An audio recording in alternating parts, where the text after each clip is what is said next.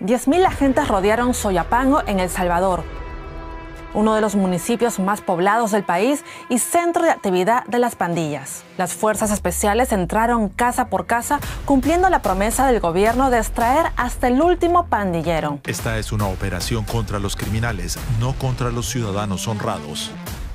Cuando se cumplen 8 meses del estado de emergencia, el presidente Nayib Bukele asegura tener ahora el control total de las zonas antes dominadas por las maras. Las medidas de seguridad tomadas durante la llamada guerra contra las pandillas son ampliamente aceptadas entre la población. Las presuntas violaciones contra los derechos humanos, denunciadas por organizaciones civiles, no parecen afectar la opinión pública. Una prueba es el alto nivel de aprobación del presidente Bukele. El propio presidente salvadoreño está siempre al pendiente de los comentarios sobre su política en las redes sociales. Incluso ha retuiteado publicaciones de Deutsche Welle. Lamentablemente, aún no nos ha concedido una entrevista, pese a varias solicitudes de nuestra parte. Estos diputados de su bancada alaban las medidas y al parecer no son muy abiertos a críticas. ¿Es el inicio del fin de la violencia de las bandas criminales en El Salvador, ahora que el gobierno dice tener el control territorial del país? ¿Cuánto tiempo más durará el estado de excepción? ¿Y por qué la mayoría de la población acepta estas polémicas medidas? Aquí te damos más contexto. La operación Extracción es parte del plan de control territorial del gobierno de Bukele que busca reprimir masivamente a las pandillas. A este plan se suma el estado de excepción aprobado por la Asamblea Nacional el pasado 27 de marzo, luego de un sangriento fin de semana en el que 87 personas fueron asesinadas. En 8 meses de estado de excepción, el gobierno afirma que ha capturado a 59.307 pandilleros, desde cabecillas, sicarios, extorsionistas y colaboradores. Desde que Bukele llegó al poder en 2019, se ha visto una disminución de asesinatos en El Salvador. Según la Policía Nacional Civil, en 2015 hubo más de 6.600 homicidios. Luego del primer año de gobierno de Bukele, los homicidios bajaron drásticamente y hasta noviembre de este año, con el estado de excepción vigente, el número de homicidios es de 594. Y vean cuántos homicidios hay ahora. Días, semanas enteros sin homicidios. Entonces, ¿llevar los homicidios a cero significa más seguridad? Está dando, digamos, con el estado de excepción, lo que se ha hecho es que se ha logrado capturar a los visibles de la pandilla. Eso sí se ha logrado capturar, reducir los homicidios. Pero el estado de excepción no es como lo que nos va a traer paz. Human Rights Watch y Amnistía Internacional presentaron informes documentando casos en los que se demuestran violaciones de derechos humanos.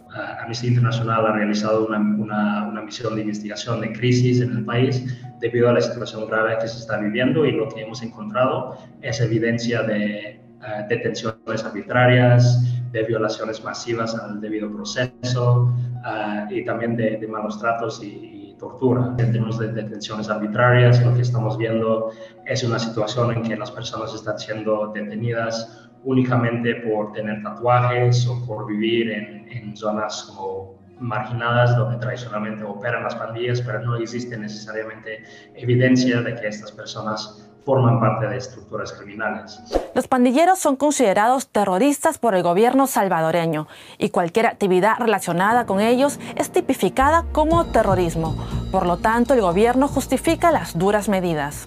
El gobierno de Nayib Bukele escaló el conflicto entre las pandillas. La pandilla y el gobierno le escaló a niveles ya donde se le declaró la guerra. Y esta declaración de guerra está contemplada dentro del Pacto Internacional de Derechos Civiles y Políticos, según la versión ya el enfoque, sino que se ve como una amenaza, como un grupo terrorista. Por lo tanto, el enfoque y la dinámica de intervención es distinta. Y ahí se explica por qué los cercos militares y por qué las intervenciones en las comunidades. Pero combatir a las pandillas en El Salvador es una tarea complicada. Las maras son, después de todo, resultado de la violencia estructural que existe en el país. Y la gente prefiere esconder su fracaso social, porque las pandillas, quieras o no, salieron de nuestra sociedad también. Ahora no queda más que meterlos a la cárcel.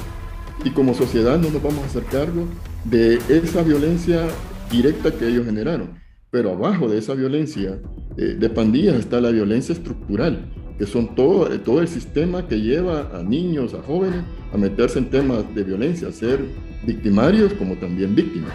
Los que apoyan las medidas afirman que son necesarias para proteger a la población y que el único camino es apartar a los pandilleros de la sociedad. Entonces, ¿qué espacio hay para el diálogo o las políticas de reinserción social? Un llamado de atención a la comunidad internacional para revisar los programas que se hicieron, porque se ha destinado mucho dinero, muchos fondos que se intentaron en los programas de reinserción, pero los modelos como que fallaron. Lo que hace una sociedad cuando se cansa de tanta violencia, si encuentra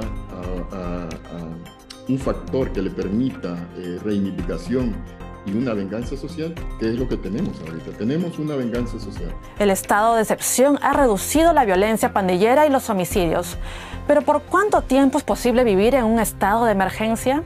El problema no solo es que las medidas han llevado a violaciones masivas de derechos humanos, sino también las medidas no atienden las causas raíces del problema. Solo el régimen de excepción solo es una política de encarcelamiento masivo, sin que realmente se atiendan como los problemas estructurales que existen dentro del país. Entonces, el encarcelamiento masivo de personas es una medida como totalmente insostenible para el país y no va a largo plazo a resolver el problema del pandillerismo que existe dentro de El Salvador. La seguridad siempre ha tenido rentabilidad política en los países donde hay mucha violencia.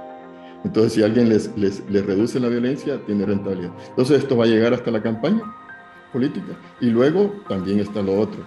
¿Qué tanto el Estado va a tener recursos para sostener este tipo de intervenciones? Porque son extremadamente caras, pero también están todos los pandilleros capturados. ¿Quién va a sostener la alimentación, la manutención de estas personas? Las familias no creo, y el Estado tampoco tiene recursos. Entonces, ¿qué tan sostenibles son estas costosas medidas y qué pasará cuando se llegue a un punto de quiebre social y económico?